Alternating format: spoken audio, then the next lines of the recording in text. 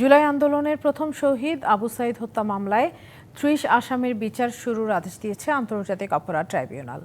৬ আসামির উপস্থিতিতে গঠন করা হলো অভিযোগ। বাকি ২৪ আসামিকে পলাতক দেখে এই মামলার বিচার কাজ চলবে। ২০২৪ সালের ১৬ জুলাই কোটা আন্দোলনের মধ্যে রংপুরে পুলিশের গুলিতে প্রাণ হারান আবু সাঈদ।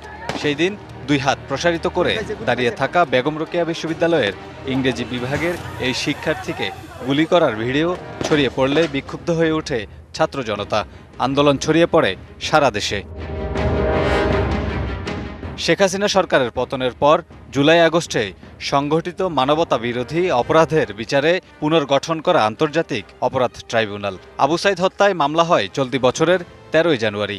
তদন্ত সংস্থার প্রতিবেদনে উঠে আসে ৩০ জনের সম্পৃক্ততার বিষয়। বুধবার বিচার শুরুর আদেশ দেয় ট্রাইব্যুনাল। রংপুরের আবু সাঈদ হত্যাকাণ্ড সংক্রান্ত যে মামলাটা, যেই মামলায় ভাইস চ্যান্সেলর এবং পুলিশ কমিশনার সহ ৩০ জন আসামি, সেই মামলায় চার্জ গঠন হয়েছে এবং আগামী ২৭ এবং ২৮ আগস্ট সাক্ষ্য গ্রহণ, ওপেনিং স্টেটমেন্ট এবং সাক্ষ্য গ্রহণের জন্য দিন ধার্য হয়েছে। রীনা মুর্মু এই ঘটনায় আসামি হিসাবে বা দায়ী হিসাবে শেখ হাসিনা, বিশ্ববিদ্যালয় কর্তৃপক্ষ এবং পুলিশ প্রশাসনকে দায়ী করেছে।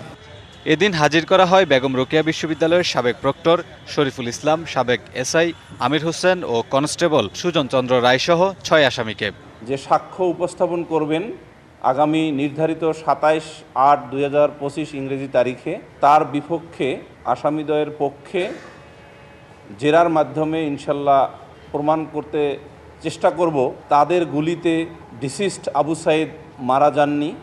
এই মামলায় প্রসিকিউশনের ওপেনিং স্টেটমেন্ট ও সাক্ষ্য গ্রহণ শুরুর জন্য ২৭ আগস্ট দিন রেখেছে tribunal. Kamrul Hasan, DBC news, Dhaka.